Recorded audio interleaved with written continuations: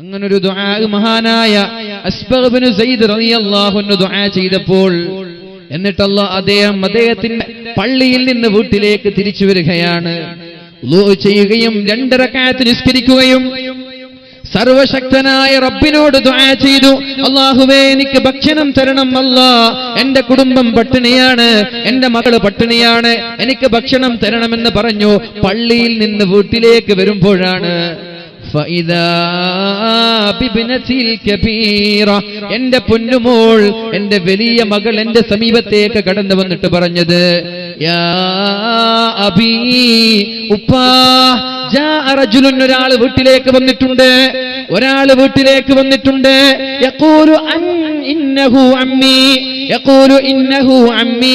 നിങ്ങളുടെ സഹോദരനാണെന്ന് പറഞ്ഞിട്ടാണ് വീട്ടിലേക്ക് വന്നത്, നിങ്ങളുടെ സഹോദരനാണെന്ന് പറഞ്ഞിട്ടാണ് വീട്ടിലേക്ക് വന്നത്. അങ്ങനെ ഒരാൾ വീട്ടിലേക്ക് വരികയും അയാളുടെ കയ്യിലൊരു സഞ്ചിയുണ്ട്, ആ സഞ്ചിയിൽ ഒരുപാട് ദിർഹമുകൾ, ഒരുപാട് വീട്ടിന്റെ ഭക്ഷണത്തിന്റെ ആവശ്യമായ കാര്യങ്ങൾ, കറി വെക്കാനും ഭക്ഷണം ഉണ്ടാക്കാനും പാചകം ചെയ്യാനുമുള്ള ധാന്യമണികൾ, ഇങ്ങനെ വീട്ടിലേക്ക് ആവശ്യമായ വലിയൊരു സഞ്ചിയുമായി ഒരു സഹോദരൻ വന്നു. എന്നിട്ട് എന്നോട് പറഞ്ഞു, ഇഖ്റഊ അഖി സലാം, എന്റെ ജ്യേഷ്ഠൻ വന്നാൽ ജ്യേഷ്ഠനോട് സലാം പറയണേ, എന്റെ സലാം പറയണം എന്ന് പറഞ്ഞു. അതുമാത്രമല്ല, നിങ്ങൾക്ക് എന്തെങ്കിലും ഒരു പ്രയാസമുണ്ടായാൽ, ഇദഹ്തജ്ത ഇലാ ഷൈഇൻ, എന്തെങ്കിലും ഒരു ആവശ്യം ജീവിതത്തിൽ ഉണ്ടായാൽ, ഫദ്ഉ ബിഹാദ ദുആ, ഇന്ന് നിങ്ങളുടെ പിതാവ് പള്ളിയിൽ വെച്ച് ചെയ്ത ദുആ തന്നെ ആവർത്തിക്കട്ടെ എന്ന് പറഞ്ഞുകൊണ്ട് അയാൾ തിരിച്ചുപോയി എന്ന് വീട്ടിലേക്ക് വന്ന പിതാവിനോട് പറഞ്ഞപ്പോ മഹാനായ അസ്ബഗ് ഇബ്നു സയ്യിദ് റളിയല്ലാഹു അൻഹു പറഞ്ഞു, വല്ലാഹി മാ കാന ലി അഖുൻ ഖത്തു, എനിക്ക് അങ്ങനെ ഒരു സഹോദരൻ ഇല്ല, അങ്ങനെ ഒരു സഹോദരൻ എനിക്കില്ല. സഹോദരൻ ഉണ്ടെങ്കിലല്ലേ എന്റെ സഹോദരൻ എന്ന് പറയും, എനിക്കങ്ങനെ ഒരു സഹോദരനില്ല. അദ്ദേഹം പറയാണ്, വല്ലാഹി മാ കാന ലി അഖുൻ ഖത്തു, എനിക്കങ്ങനെ ഒരു സഹോദരനില്ല. വലാ അഅരിഫു മൻ കാന ഹാദൽ ഖായിൽ, ഇത് ആരാണ് പറഞ്ഞതെന്നും എനിക്കറിയില്ല, ആരാണ് വന്നതെന്നറിയില്ല, ആരാണ് പറഞ്ഞതെന്നറിയില്ല, ആരാണ് വീട്ടിലേക്ക് ദിർഹമുകൾ ഭക്ഷണത്തിന്റെ പദാർത്ഥങ്ങളുമായി കടന്നു വന്നതെന്ന് എനിക്കറിയില്ല. പക്ഷേ വലാകിന്നല്ലാഹ അലാ കുല്ലി ഷൈഇൻ ഖദീർ, അല്ലാഹു സർവശക്തനാണല്ലോ, എല്ലാം അല്ലാഹുവിന് സാധിക്കുമല്ലോ. അതാണ് അല്ലാഹു പറഞ്ഞത്, അമ്മൻ യുജീബുൽ മുൽതറ ഇദാ ദആ, എന്തെങ്കിലും ആവശ്യമുണ്ടാകുമ്പോൾ അല്ലാഹുവിനോട് ചോദിച്ചാൽ അല്ലാഹു അല്ലാതെ പിന്നെ ആരാ ഉത്തരം നൽകുക? അപ്പോ ആവശ്യം മനസ്സിൽ വന്നാൽ, നമ്മുടെ സ്ഥാപനത്തിന്റെ കാര്യം തന്നെ, ആദ്യം ജനങ്ങളിലേക്കല്ല ഇറക്കേണ്ടത്, ആദ്യം റബ്ബിലേക്ക് ഇറക്കേണ്ടത്. നമ്മുടെ സ്ഥാപനത്തിന്റെ ഒരു പിരിവിനല്ലെങ്കിൽ ഇതിന്റെ ഒരു പുരോഗതിക്ക്, ഇതിന്റെ ഒരു വരുമാനത്തിന് വേണ്ടി നമ്മൾ ഇറങ്ങാണ്. തവക്കൽതു അലല്ലാഹ്, അല്ലാഹുവേ ഇതിന്റെ വിജയം നിന്നെ ഏൽപ്പിക്കുകയാണ്. അങ്ങനെ ആദ്യം റബ്ബിലേക്ക് ഇറക്കി പിന്നെ ജനങ്ങളിലേക്ക് ചെല്ലുക. ആദ്യം തന്നെ ജനങ്ങളിലേക്ക് ഇറങ്ങിയ റബ്ബ് കൈയൊഴിയും. എല്ലാ വിഷയം അങ്ങനെ തന്നെ, നമ്മുടെ വീടിന്റെ, നമ്മുടെ കുടുംബങ്ങളുടെ, നമ്മുടെ നാടിന്റെ, നമ്മുടെ ആവശ്യങ്ങൾ എല്ലാം അങ്ങനെ തന്നെയാണ്. കാരണം എല്ലാം തരുന്ന റബ്ബുണ്ടല്ലോ.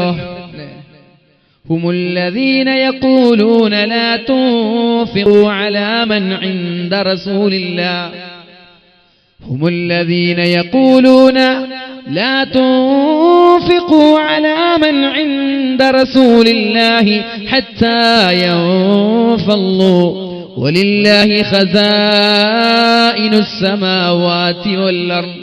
മുനാഫിക്കീങ്ങളായ ആളുകൾ അല്ലാഹുവിന്റെ ഹബീബിനോട് പറഞ്ഞു, നിങ്ങൾ ചെലവഴിച്ച് നിങ്ങളുടെ കയ്യിലുള്ളത് തീർക്കല്ലേ നബിയെ, തീർക്കരുത്, കയ്യിലുള്ളത് തീർക്കല്ല, അത് എടുത്തു വെക്കണേ. ലാ തുൻഫിഖൂ അലാ മൻ ഇൻദ റസൂലില്ലാഹി ഹത്താ യൻഫല്ലു, നിങ്ങൾ അങ്ങനെ ചെലവഴിച്ചാൽ തീർന്നു പോകൂലേ.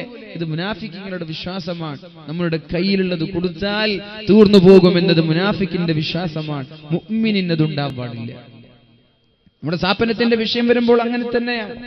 സ്ഥാപനത്തിന്റെ എന്തെങ്കിലും ഒരു കാര്യം വരുമ്പോ, ഒരു സ്ക്വയർ ഫീറ്റിന് 1000 രൂപ, ഞാനൊരു 10 സ്ക്വയർ ഫീറ്റ് ഏറ്റെടുക്കാം, അങ്ങനെ ഏറ്റെടുക്കുന്ന അല്ലാഹുവിൽ പൊരിക്കുന്ന ആളുകൾ. അല്ലാതെ ഞാനൊരു 10 സ്ക്വയർ ഫീറ്റ് ഏറ്റെടുത്താല് പടച്ചോനെ എന്റെ സമ്പത്ത് തീർന്നു പോവല്ലോ, സാമ്പത്തിക പ്രതിസന്ധിയാണല്ലോ, അങ്ങനെ ചിന്തിക്കുന്നവൻ മുനാഫിക്കിന്റെ ലക്ഷണമാണ്.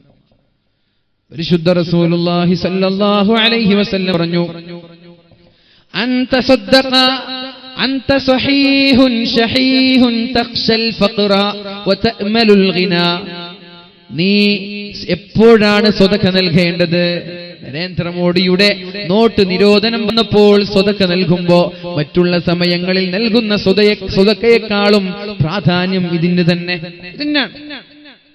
ഇഷ്ടംപോലെ ക്യാഷ് ഉണ്ട്, അപ്പൊ ഇങ്ങനെ വാരിക്കോരി കൊടുക്കാൻ തീരെ ക്യാഷ് ഇല്ല, അപ്പൊ ഉള്ളതെടുത്ത് കൊടുക്കാൻ. നേരത്തെ കൊടുത്തതിനല്ല, ഇതിനാ പ്രാധാന്യം. അൻത സദ്ദഖ.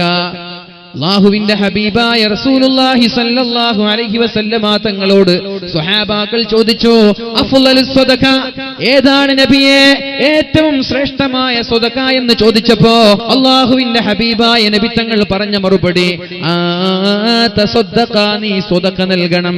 അൻത സ്വഹീഹുൻ, നീ ആരോഗ്യമുള്ള സമയത്ത്, മരിക്കാൻ കിടക്കുമ്പോഴല്ല. മരിക്കാൻ കിടക്കുമ്പോ നിങ്ങളുടെ താടിരോമങ്ങൾ നരബാധിച്ചു തുടങ്ങി, ഇനി എനിക്ക് ജീവിതമില്ല, ഇനി എന്റെ സമ്പാദ്യം കൊണ്ട് എനിക്ക് ഉപകാരമില്ല എന്നൊക്കെ ആലോചിക്കുന്ന സമയത്ത് എന്റെ ഇന്നാലിന്ന തുക അത് സ്ഥാപനത്തിന് വേണ്ടി നൽകൂ എന്ന് പറഞ്ഞിട്ട് കാര്യമില്ല. നമ്മുടെ ഏറെ പ്രിയങ്കരനായ സഹോദരൻ ഇങ്ങനെ ഒരു സ്ഥലം ഈ സ്ഥാപനത്തിന് നൽകിയത് അദ്ദേഹത്തിന് ഏറ്റവും ആവശ്യമുള്ള സമയത്ത് തന്നെ, ആരോഗ്യമുള്ള സമയത്ത് തന്നെ അള്ളാഹു സ്വീകരിക്കട്ടെ.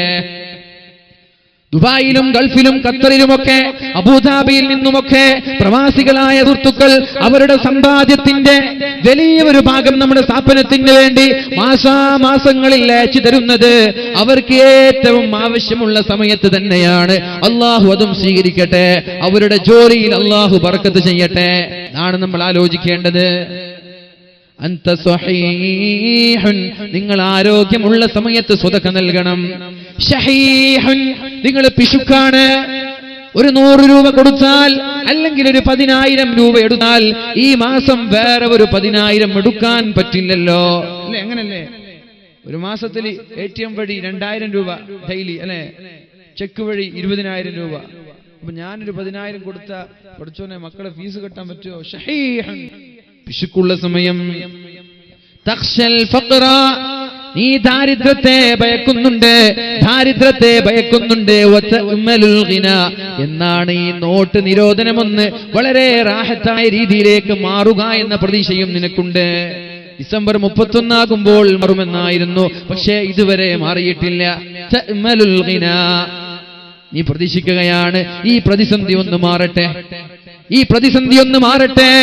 ഇത് മാറാനുള്ള പ്രതീക്ഷയോടെ ദാരിദ്ര്യത്തെ ഭയക്കുന്ന ഒരു സാഹചര്യം, ഈ സാഹചര്യത്തിൽ നമ്മുടെ കൈകളിലുള്ളതിൽ നിന്ന് ഏറ്റവും മൂല്യമായ ഒരു തുക പരിശുദ്ധമായ ദീനിന്റെ സ്ഥാപനങ്ങൾക്ക് വേണ്ടി നൽകുമ്പോഴാണ് സ്വതക്കയിലെ ഏറ്റവും അഫ്ളലായ സ്വതക്ക എന്ന് പരിശുദ്ധ റസൂലുള്ളാഹി സ്വല്ലല്ലാഹു അലൈഹി വസല്ലം. അല്ലാഹുവിന്റെ ഖജനാവ് തീരൂല. മുനാഫിക്കീങ്ങളെ പോലെ ആവരുത്. മുനാഫിക്കീങ്ങൾ ഫിദ്ദർക്കിൽ അസ്ഫലി മിനൻ നാർ, നരകത്തിന്റെ ഏറ്റവും അടിത്തട്ടിലാണ് മുനാഫിക്കീങ്ങൾ ഉണ്ടാവുക. മുനാഫിക്കീങ്ങൾ താഴെ തട്ടിലാണ്, അവര് നമ്മൾ വിടാൻ പാടില്ല. കാരണം എന്തേ? മുനാഫിക്കീങ്ങൾക്ക് ഈ ഒരു സംശയം ഉണ്ടായിരുന്നു. എന്താ? ചെലവഴിച്ച തീർന്നു പോകുമോ? അല്ലാഹു പറഞ്ഞു, ഹത്താ യൻഫല്ലു വലില്ലാഹി ഖസാഇനുസ് സമാവാതി വൽ അർദ്, അല്ലാഹുവിന്റെ കൈകളിലാണ് ഭൂമിയുടെയും ആകാശത്തിന്റെയും ഖജനാവ്. ചോദിച്ചാൽ തീരുന്നതല്ലാതെ, ചോദിച്ചാൽ തീരുന്നതല്ലാതെ നിങ്ങൾ എത്ര ചോദിച്ചാലും അല്ലാഹുവിന്റെ ഖജനാവ് തീരുകയില്ല എന്ന് അല്ലാഹു പരിശുദ്ധ ഖുർആനിൽ പറയുന്നുണ്ടല്ലോ. അതുകൊണ്ട് അല്ലാഹുവിനോട് ചോദിക്കണേ. അല്ലാഹു നമ്മെ സഹായിക്കുമാറാവട്ടെ. ആമീനൊന്നുമില്ലല്ലോ. നിങ്ങൾക്ക് വൈകിയോ? സമയം 10 മണി. മാഷാ അല്ലാഹ്, 1 മണിക്കൂർ വേണമെങ്കിൽ ഞാൻ നിർത്താം, നിങ്ങളുടെ സൗകര്യമാണ്. വേഗം തുടങ്ങണം എന്നതാണ് എല്ലാവരുടെ ആഗ്രഹം. പക്ഷെ ആരും വരുന്നില്ല. ഇപ്പൊ എന്താ ചെയ്യാം? മുസ്തഫ നബി പറഞ്ഞത് 10 മണിക്ക് ശേഷം ഞാൻ പ്രസംഗിക്കൂല എന്നാണ്. 8 മണിക്ക് തുടങ്ങി 10 മണിക്ക് തീരുന്നത് പോലെ തുടങ്ങണം. അപ്പോൾ ഇപ്പോൾ ഇരിക്കുന്ന എല്ലാ ആളുകളോടും ഒരു നേരത്തെ വരണം. മുസ്തഫ നബി കാസർഗോഡ് ഭാഗത്ത് ഇല്ലാത്ത ഒരാളാണ്. എന്താ വെച്ചാൽ ആളുകൾ വിളിക്കാഞ്ഞിട്ടൊന്നല്ല, അയാൾ ഡേറ്റ് കൊടുക്കാറില്ല. എൻ്റെ ഒരു നിർബന്ധത്തിൽ മാത്രം ഡേറ്റ് തന്നതാണ്. കാരണം മൂപ്പര് ഫലസ്തീനിലേക്ക് പോകുമ്പോൾ ഞാൻ നേരത്തെ ബന്ധപ്പെട്ടപ്പോൾ മൂപ്പര് പറഞ്ഞ ഫലസ്തീനിലാണ്. അപ്പൊ ഞാൻ പറഞ്ഞു അതെങ്ങാനും ക്യാൻസൽ ആയാലും നമുക്ക് തരണം എന്ന് പറഞ്ഞിട്ട് നോട്ടീസ് 2 പേര് കൊടുത്ത്. ഇവരില്ലെങ്കിൽ ഞാൻ പ്രസംഗിക്കാന്നുള്ള പ്രതീക്ഷയിലാണ് ഞാൻ പേര് കൊടുത്തത്. ഇവരുണ്ടെങ്കിൽ ഞാൻ പ്രസംഗിക്കുന്നില്ല എന്ന് പ്രതീക്ഷിച്ചിട്ടാണ് പേര് കൊടുത്തത്. പക്ഷേ അള്ളാന്റെ തൗഫീഖ് കൊണ്ട് ആ ഫലസ്തീൻ ട്രിപ്പ് ക്യാൻസലായി. ഇവരെ കിട്ടി നമുക്ക്. ജലീൽ റഹ്മാനെ അപ്രതീക്ഷിതമായി ഇന്നും ക്യാൻസലായി. അപ്പോൾ ഞാനിവിടെ വന്നു. നമ്മുടെ നാട്ടുകാരനെ പ്രസംഗിക്കേണ്ട ആവശ്യമില്ലല്ലോ അല്ലേ? നമ്മുടെ നാട്ടുകാരാണ്, നമുക്ക് ഇനിയും പ്രസംഗിക്കാമല്ലോ ഇൻഷാ അല്ലാഹ്. അപ്പോൾ ഞാൻ പറഞ്ഞു വരുന്നത്, നിങ്ങൾ നേരത്തെ വരണം. ഒരു 7 മണിക്ക് തന്നെ വന്ന് നമ്മുടെ സദസ്സ് ഭംഗിയാക്കണം. പോരാ, ഞാൻ കണ്ണിയത്ത് ഞാൻ ആദ്യമായിട്ടാണ് പരിപാടിക്ക് വരുന്നത്.